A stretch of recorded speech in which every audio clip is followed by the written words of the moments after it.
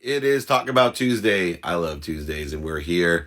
Let's bring it on with some questions. We got some great guests coming in. Ben Spoon will be here today. Rhett, Doolittle for a question. Let's just keep it rocking and rolling. Melissa, nice to see you. Welcome, everyone. Nikki, nice to see you. Chris, awesome. Tara, Seth, and others. Good morning, Sammy. Good morning, everyone. Let's get it rocking and rolling. Team Dave Meltzer, if you want the 5 daily practices or my book, ebook, audiobook, or my signed copy shipped to you and paid for by me, not a problem. David at dmeltzer.com. Mikey, Colleen, there he is. David Meltzer TV. Talking about Dave Meltzer TV. We are going to be on June 18th. It's coming up. 2-minute drill, the hour-long episode on Amazon Prime Video and Bloomberg TV. Check it out. 2-minute drill, $50,000 of cash and prizes, a pitch competition like never seen before. Trust me, it's amazing. Talk about it. Tuesdays is here. Jakey Bakey, Jesus, my savior, good to see you. Let's get a few questions in before we bring on our guests. What does the phrase waste of time mean to you? If time is not utilized in a productive, accessible, and gracious way, you are not maximizing the utilization of time. I don't think you can waste time. I think you can limit the amount of productivity, accessibility, and gratitude with time and not utilize it to its maximal potential. So I'm on the enjoyment of the consistent, persistent pursuit of maximizing the use of time through productivity, accessibility, and gratitude. Good questions. Here we go. What do you do to relax when you feel like you need it? So see, people take the wrong perspective of relaxing, right? For me, there's a continuity of what I do, right? I have an unwinding routine at the end of the day to put my body, my mind, and my soul in the best position to elevate my awareness and recovery for the next day so I can plateau and grow, not live the myth of Sisyphus from Camus' The Stranger, where you push a boulder to the top of the hill just to have it roll down at the bottom of the hill in the morning. But I have periodic stoppages during the day when I have triggers that evoke the subconscious or unconscious competency of the ego that drains all the blood from my brain and puts it into my body so I can fight, flee, feed, or the other F word. Instead, relaxing to me is a continual process of staying at center, staying focused, staying at my higher self, pursuing my higher potential. So relaxing isn't a periodic thing of a long term, I gotta relax for 6 weeks. No, I'm on the enjoyment of the consistent, persistent pursuit of my potential, maximizing the paradigm shift of clearing the interference between this great source of light, love, and lessons that I am connected to, this great source of power that I'm connected to. There's enough power just in my pinky to light up all of Manhattan. How and what am I doing to interfere with that type of power? So shift your mindset, shift your life. Here we go. Any good hustle ideas for photographers? Tons. You know, all the NFT space, all the creative conversion space between photography and art, also in the service side of things, events, online and live events. There's a ton of different things. Understand what you want personally, experientially, giving and receiving wise. Reach out to who sits in the situation you want to be in. Collaborate and coordinate with them so that you can figure out how best to maximize activity you get paid for with the passion and the purpose and create profitability out of the photography that you have. We have Ben Spoon here, and we'll just grab Ben for a second. CEO of Misfits Gaming. It's always good to have on, and talking about the lessons learned during COVID. And of course, there he is. Hey, Ben, how are you? Hey, David, how are you? Nice to meet you here. Nice to see you. Nice to meet you as well. And obviously, very excited about what you're doing and in the entertainment sports, the global sports and gaming. Gaming, you know, I'm a blessed founding investor of Overactive Media. Yeah, great guys. Great, yeah, Chris and Overholt and the rest of the team are amazing. And Joey Brander, who's down by you actually there in South Florida. That's right.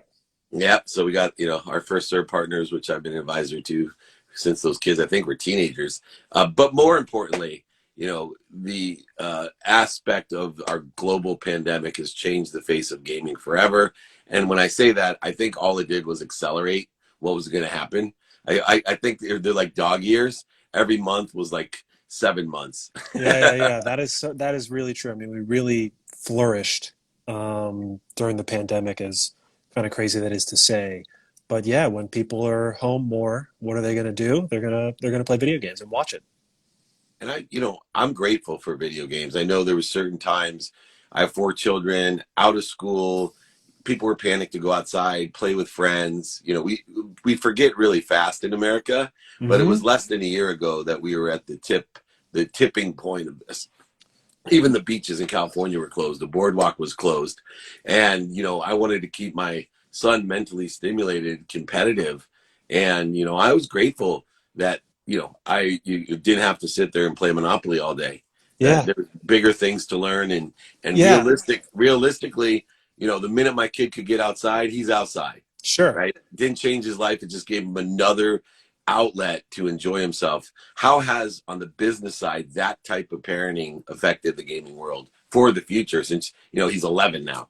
Yeah, I mean, look, our business shifted quite dramatically, right? Literally for us at the for our Florida Mayhem, which is our Overwatch League team, we were days away. Our homestand was supposed to be at the University of Miami at the Bank United, the big center. Literally, we were like March 16th, March 13th, the world Right. in America shut down. And so we all had to shift. The league had to shift. Our team had to shift. Everything was in flux for a few weeks, but really, we as esports was one of the first collective leagues to get back on the air and provide really great, needed entertainment. We really learned on the business side also about really adapting. We think about how our business model is as a team, and one of the biggest sources of revenue is from sponsorship. And sponsors who are consumer facing brands in the midst of a pandemic themselves didn't know what the heck was going to happen. And they all stuck with us. And we went from, inventory that was supposed to be given to sponsors like Frontier Communications, one of the big cable companies, or Zaxby's, the great fried chicken chain. Those are people who wanted in-person events, right? They wanted to activate locally here in Florida. So we shifted what was supposed to be local-based activations into online-based activations, and really it was quite seamless. And credit to the great team that I have here who helped make that transition possible. But yeah, it was all about shifting. And with that shift now, we're shifting back Yeah, towards live yeah, types of facilities. We're going to have arenas this summer completely full. We know that live sports are going to take on a whole new aspect. But during the pandemic, we had Twitch stars who were getting more viewership than Thursday Night Football, watching the yeah. Thursday Night Football game. I know, unbelievable. So there's great integration, and then we have the aspect of gambling and polling and fantasy sides of things that all are coming to a pinnacle or an apex, allowing for huge opportunities, especially when you have 3 franchise esports teams and leagues that you guys deal with. I think we have 4 at Overactive, and I Yep, have the Queens Collective yep, with Elisa Jacobs, who's down yep. there. Where do you see it going? What's the next steps now? I mean, look, as an industry, I think like the world, or at least here in the US, everything is kind of flourishing again in person. You're seeing demand and supply across all the different sectors, and some of that obviously related to uncontrollable things like, chip shortages. But people are roaring to get out there. And so, yeah, we're going to get back to land. Some of our leagues, especially the Call of Duty League, is getting back to land within the next month or so. You're seeing here, at least I know the Miami Heat, the homestand, they're playing on Thursday. They're having 17,000 people. I know basketball and MSG with the New York Knicks was back, and the Garden was roaring. We're really excited for it. I think what we're going to do, though, is I think over the past year, we as an industry have really created and collected more fans. And so how do we, again, as an industry, kind of leverage that and to really boost engagement and viewership? And at the end of the day, what we all do is tell stories about our players, and how that resonates with more and more fans allows our sponsors to activate even better against it. So we're really excited for the forthcoming months here. And, looking at the titles has always been, to me, a very confusing aspect. It was confusing enough back in 2015, 16 when I started to invest. And, I went to the NBA finals and my son told me that they sold out Oracle for the League of Legends championship. Yeah, I know. And Crazy. I disagreed with them. I'm like, that's impossible. And then when I found out it did, I'm like, I better get involved here, and called Meta and Baron Davis and a few of my friends, Marcus Colston. I said, hey, you guys, let's get a team. Where's the franchise available? And thank goodness Toronto was available for us Yeah. to get involved with. But it's still confusing to me, the different titles and the different leagues, like the amateur side of it. I'm approached by so many people. You got the NASL with David Chen and all these other guys. The colleges are calling me as consultant to figure out scholarships, because it's a great way to get great students. A lot of esports guy and women, carry such great grades, and it's so diverse, the playership. How does it all kind of sort out? Do you see, you have Fortnite that used to be played by everyone in the world, and now you hardly hear about it. How does it all Yeah. kind of sort out comparatively to the established NCAA, the established NFL, things like Yeah, I that? mean, you used a keyword twice at the very end, established. I mean, those games and leagues, the NBA, the ecosystem that have been built around all of these things, from baseball with minor leagues, they've had many more years than us. Basketball may be the most recent of development from the well, I guess it was the D League, now the G League, with the minor league system. But obviously, they've had years and years and years, decades to be able to develop, like you said, the youth trajectory of the path, essentially path to pro, right? On all the different youth activation levels. We just need more time. At the end of the day, though, what's most important is that, in this case, the game developers who own the IP of the games themselves are super supportive of these initiatives. And I think that's one of the more exciting things, is when you see it from all sides. You see a top-down approach, bottoms-up approach, where the developers are putting out stuff, where they're licensing the rights to the games to different colleges and programs. But yeah, it's a little bit of fragmentation still. And like you said, imagine in 2015, when we started our business, the word franchise never existed. There was promotion, there was relegation, there was, 5 random people win something, and now all of a sudden they're a team or an organization. We've come a really long way in just really short amount of time, and honestly, we need more of it. We need more time. Yeah, and just last question real quick. Yeah, With that time, these other leagues had over a century to be established. Most of that's them right. have been playing.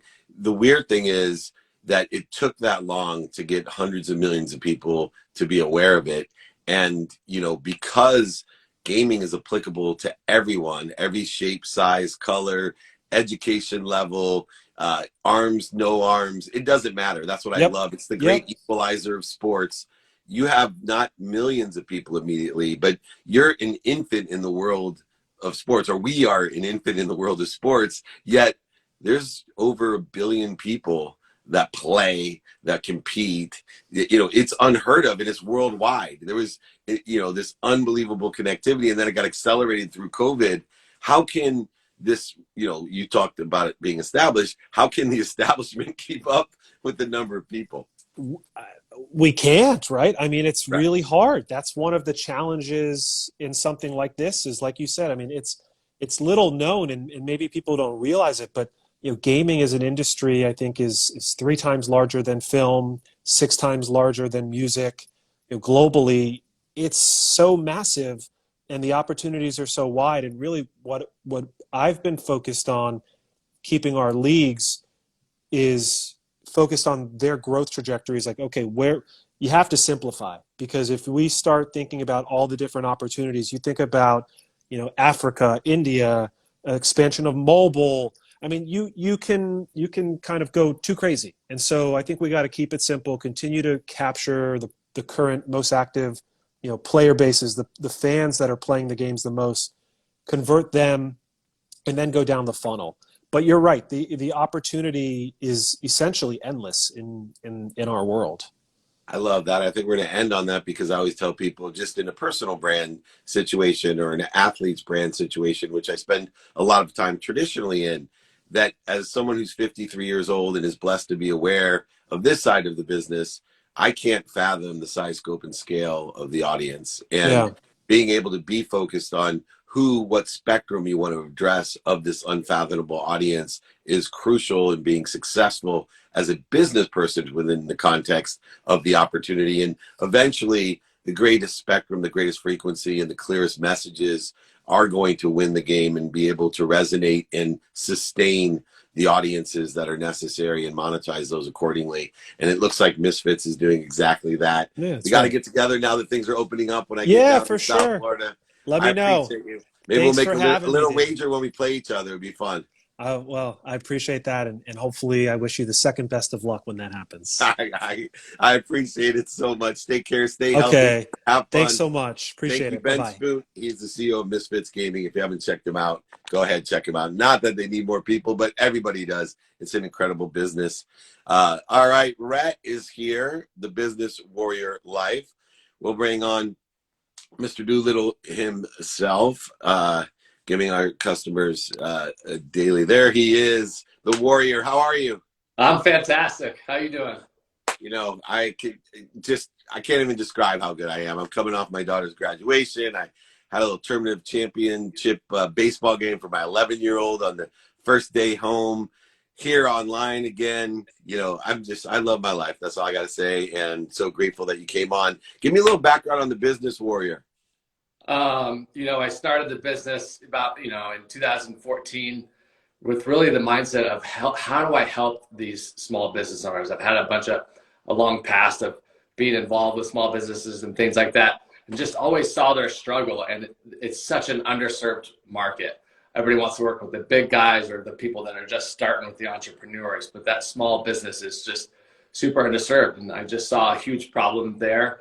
And, Business Warrior is there to help them through our software and other things. And, what a mindset it takes to even be a business owner, especially now, and that's where the name comes from, the Business Warrior name. It's like, you got to be a warrior to be even in business. You got to be a warrior mindset to start it. And now, like with COVID and everything else, it's like, man, if you've survived this far, you're a warrior, and it's not over.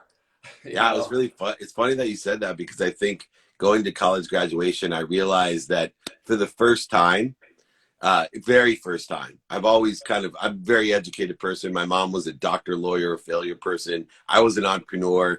I went to school just out of respect to my mom, did my best through college and law school and graduate school.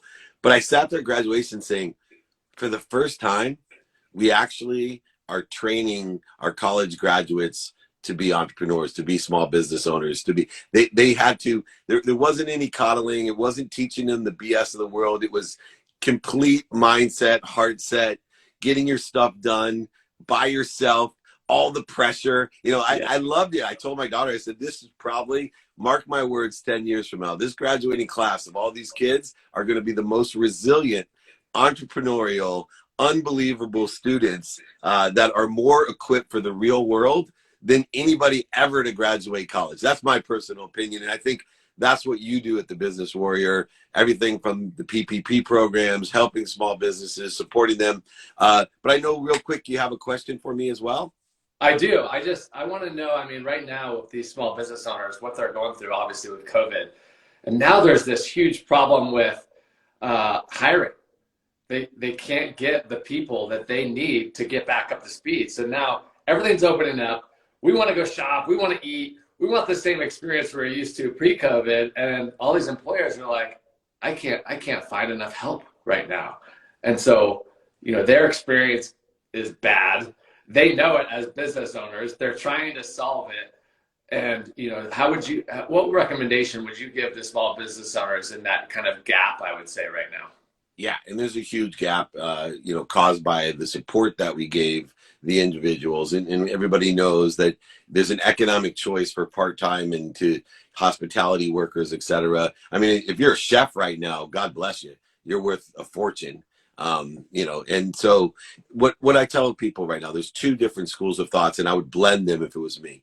One, this is a great opportunity to learn how quickly you can bring people up to speed.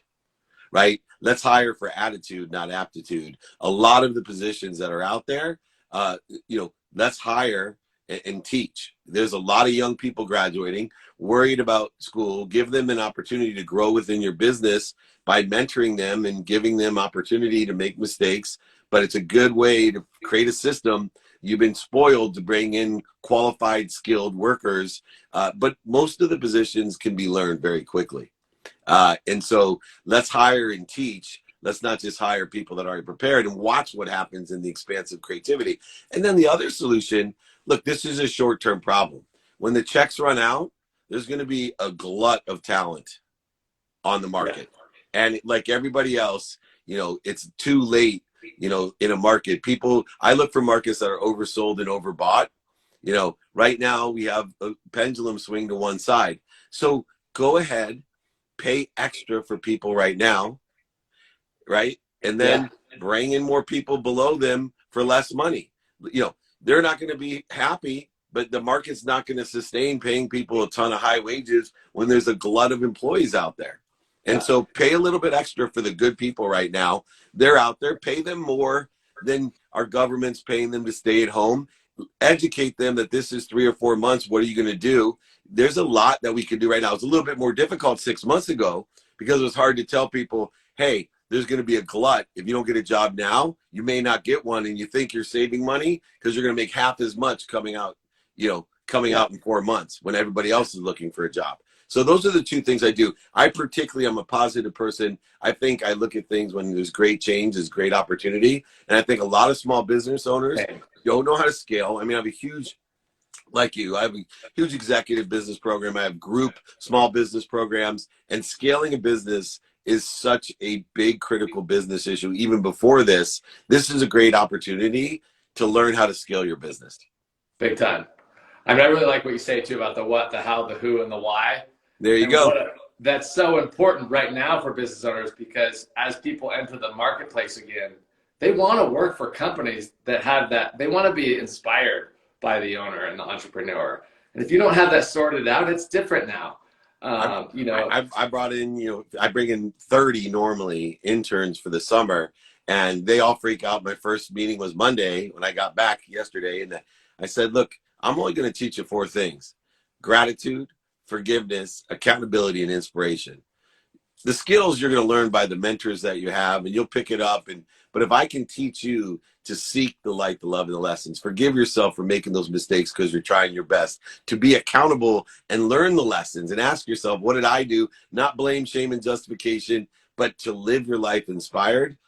Then you'll realize that this is the best internship you ever had. I know you're coming in to be a sports agent, a sports marketer, a podcaster, a book writer, a coach, whatever you're here to be. I'm just here for you to be gracious, forgiving, accountable, and inspired. And I think every position and every small business should look at those core values. Look at my 5 daily practices you meant: what, who, how, now, and why.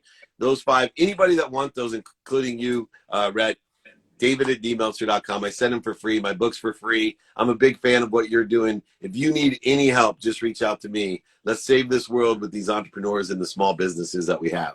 100%. I appreciate it. You got it, brother. Come on anytime. Great to see you. I will. Love it. Take care. Awesome. All right. Businesswarrior.com. Check him out. Rhett Doolittle is doing a lot. So he has what's called an ironical name, businesswarrior.com. If you're a small business owner, check him out. Incredible 4 values, 5 daily practices. You want them from me, I will give you my ebook, my audiobook. I will sign a book. I'll ship it to you. I'll pay for it. It doesn't matter. My 5 daily practices or 4 key values, just email me, david@dmeltzer.com, david@dmeltzer.com. You can always join my text community, 949-298-2905. Both are pinned below. Hopefully you can see it. Not always sure you can, but it's david@dmeltzer.com. Let me take a quick question. Then I'll bring Colleen on here. Here we go. Name some of your talents. Well, communicative talents.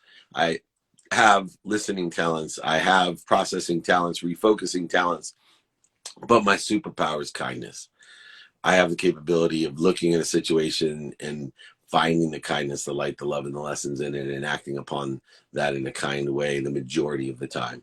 Not all the time. I'm a hypocrite. I make mistakes. I get frustrated, angry, anxious, separate, inferior, superior, resentful, guilty. I get all those things, but just for minutes and moments now, not for days, weeks, months, and years. That's my superpower, is to be as kind as I can, and to empower others, to be kind. Over 1 billion people to be happy and kind, simply by finding 1,000 of you out there to empower 1,000, to empower 1,000, 1,000 times 1,000's a million times 1,000's a billion. Please join me if you're interested in changing the world, changing the collective consciousness of kindness and happiness. David at dmeltzer.com. I'll send you the way, the values, the 5 daily practices, the books, all for free. No problem. Just email me, David at dmeltzer.com. Ask Christina Madrigal. She's right there, happy and kind, triple hearts. She gets it. She's with me. Colleen, the dream, founder of Shmask. Let's see here. We will join. Where am I? I'm losing track of who I am and what I am. I'll take another question. Please give me the thumbs up, Colleen, if you are here. I do not see you yet, but I got a ton of questions that I can answer. I'll tell you that. All righty. How do you handle imposter syndrome in a new position? Well, first of all, I know what I can and can't do. And if I can't do it, I'm going to ask someone to help me to get me there. I'm going to find someone in this situation to give me directions. I'm going to illuminate the issue, which immediately gets rid of the imposter syndrome. Remember, we can't change the way we feel with logic. We need to do it through action and activity. And so in order to do that, I would change that direction by knowing my what, my who, my how, my now, my why.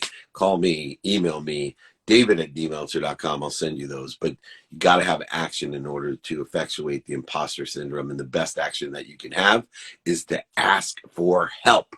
Ask for help, and you can do that. Corrine, the dream, here she is joining us now, founder and director of Shmask and her unbelievable company. It is the first shirt with an attached face covering for kids, adults, etc. Hello. Hi. How are you? I'm okay. How you doing? Just okay. You're on the wrong show if you're just okay. You got to be fantastic, awesome, Well, I am right unbelievable. now. For you, David, I'm showing up as fantastic. How about All that? right. That's what you got it first. Let's just start where we're at. Show me a Shmask. All right, here we go. Let me find you the Shmask. I'm taking you on a tour of the house. All right, Ready? I'll take a tour of the house. Okay. I live in Miami Beach. Where are you, by the way? I live in Miami Beach. All right, that's a good place to live. It is a good place to live. So, the Shmask is a shirt with a mask attached. Yeah. And this is our tie-dye version. And you can see here that it kind of looks like a reverse hoodie. And when it's down, it sort of looks like this cowl neck. And I'll shoot you some pictures over to share if you'd like, or anybody can follow us on @theshmask and see how it works. We have it from little kids to grown-ups, double XL. And it works because it's adjustable. The straps go over the ears and tie behind the head. And the reason I created it was because ultimately I was terrorized in the beginning of the pandemic, really living with so much fear in my heart about what life would look like for our kids, having to wear masks for hours and hours a day. I didn't want them in polyester. I didn't want them in something that was itchy. I have 3 young children. And I brought all my mama bears together and I asked them over and over again, how are we going to do this, ladies? Like what will make it easier? And we really nailed down 2 things, which was comfort and ease. It needed to be the most comfortable, breathable, cooling fabric. And I settled on modal, which is like basically high-end pajama fabric. It's so nice, especially in a place like Florida where it's hot, and especially on a face that is not, you want it to really breathe. And then we were on the Today Show and we sold out of everything. And I realized there was a huge need for adults, especially seniors, especially men, and people that like really wanted the comfort and ease of a mask that just could pop up whenever you needed and looked stylish and cute when it was down too. And now it has become like the go-to airport flying shirt, the shirt you need when you go to the hospital to visit grandma or to get on, the slopes to go skiing. Yeah, no, I saw it and I thought 2 things. One, I'd love to see a dress shirt version with a ascot that pulls up and that Right. soft material would be beautiful. You look super stylish. All of a sudden, boom, you're there. And then too, just in sports, obviously, watching the kids play, and some have, they get up to bat and they have their mask down on their chin so they can bat. And it'd be so easy just to attach and have the Schmask jerseys out there for all the different people that are playing sports for the time when you're talking to a coach or another player. But That's right. being able to pull it down for when you're playing, and you definitely want to breathe, even if that's so soft, etc. I don't like a mask on someone when they're running and fully active. That's just a personal opinion. Now, this isn't your first venture. You started a business with your husband as well early on, which was like the doggy Airbnb, which Right. was extremely successful as well, and had a little bit of tragedy in your life, but about 10 years ago or so. And how has that entrepreneurial experience affected you with this and keeping the emotional aspect combined with the economic aspect of what you're able to do? The tragedy was very recent. I lost my husband about a month ago, a month Oh, it and was a a half month ago. ago. I'm sorry. Oh, Yeah. you started the Um, business 10 years ago. yeah, about 8 years ago. Okay. So we started the business when we were pregnant with our first son, and is it whirlwind? It was a PR darling. He and I really felt the need. We had two pups, and they were really expensive to board, and we had really negative experiences. And we were in LA at the time visiting our family on the East Coast. So for us, it would be like $1,000 bills every time we wanted to go away for a weekend, and it was just, the pain point was the struggle of leaving them in an environment that felt like jail, a kennel, and also them having a negative experience, and it was costly. And we just felt like friends and family really flake sometimes. If we could create a network and a platform that really vetted dog lovers who wanted to create a positive experience for their dog in a home environment. And it was just a brilliant, exciting experience, full of ups and downs and classic entrepreneurship, trials, but we learned so much. And the thing about the Schmask that I'm most proud of is how proud my husband was of me, because in a pandemic, my background's filmmaking, so I was a professor, and I had to quit because now my kids were at home and Zooming, and in a time where there is so much uncertainty and fear,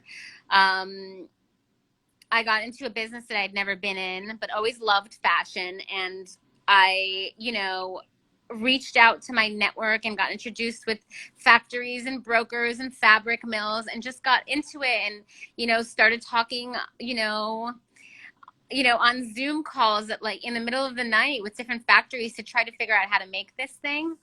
And it felt amazing to create something that would change our lives for this time period and would offer a solution for a lot of people. And he was very proud of me. He kind of was incredulous in the way it happened, in the time frame it happened. And so I really take that with me, because as much as we were lovers and best friends and partners for 10 years of marriage, we were also business partners, and he was, like, the best conversations we had were often about making life decisions around business. And I think that that's something that is so critical for every entrepreneur, whether it's, a partnership in the classic sense for a couple, but also in many ways your partner supports you, and it's a high risk experience and venture. So, I will miss those conversations deeply, but they are with me, and they guide me in the decisions I make about Schmask. And right now I'm really thinking about expanding the line and pivoting so that I can invent other products that solve problems for, women and families like mine. I love it. I'm sure he's with you and guiding you, and he's proud of you. I'm choking up over it, so I apologize. Yeah. Please, people, they can find you at Schmask, SHMASK.com. I want to tell you that I'm here to help you. If you want to work on my Ask Scott shirt or sports stuff, anything I can do, an introduction to Kevin Harrington for some QVC sales, whatever I can do, I am here to be of service because you're an incredible woman, an incredible mother, an incredible entrepreneur, and you should be very proud of yourself. That's for sure, because you are changing lives and impacting so many with your incredible inventions and innovations. So I want to say thank you, and I'm proud of you, and keep up the great work. Thanks so much. Now I'm choking up, David.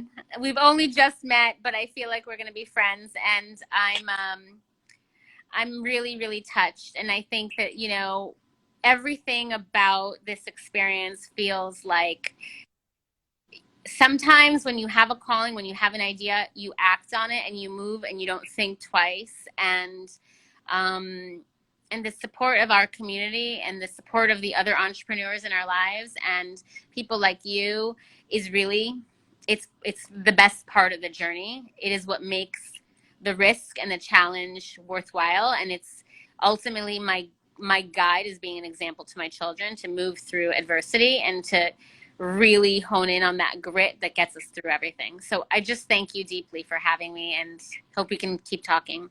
Absolutely. Reach out, david@dmeltzer.com. Thank Incredible you. entrepreneur, Corrine. Thank you so much. Check out schmass.com.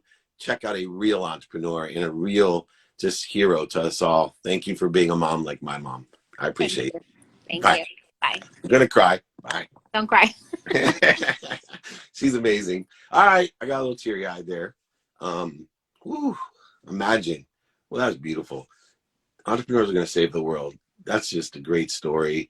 And I couldn't imagine. I've been married 23 years, and it just hit me when she was explaining her relationship and the importance of the lessons and who's with who and how and through with who that we are. Anyway, if you want those 5 daily practices, email me. She is a warrior, that's for sure. david@dmeltzer.com. Let me take a quick question, gather myself, and see exactly what's going on. Schmask.com, the great entrepreneur, Corrine Neeson. Thank you for joining me. What to do after studying? Go for jobs or prepare for going abroad? What you need to do is follow the 5 daily practice. Learn your what, know and find your who you want to ask for help from and who you can help. Find out your how you're going to do it. Get your now by prioritizing the importance of what those 3 values are, the what, the who, and the how. And then go ahead and find your why. You can do both. That's one choice. You can do one or the other. But until you know your what, your who, your how, your now, and your why, you will not be aligned with you. And you won't find within you what you want outside of you. I think I'm going to end it on that today. I want to thank all of my guests. As always, this is the best IG Live out there, the best people with the best lessons, enjoying the consistent, everyday, persistent, without quit pursuit of their potential. If you want those 5 daily practices, the what, the who, the how, the now, and the why, david@dmeltzer.com. I'll send you my book, audio, ebook. I'll sign a book, ship it to you, pay for it all. It's fine. Go ahead, email me, david@dmeltzer.com, or join my text community, 949-298-2905. Remember, hi, Laura, I see you. Remember, most importantly, be kind to your future self and do good deeds. We'll see you tomorrow. Thanks.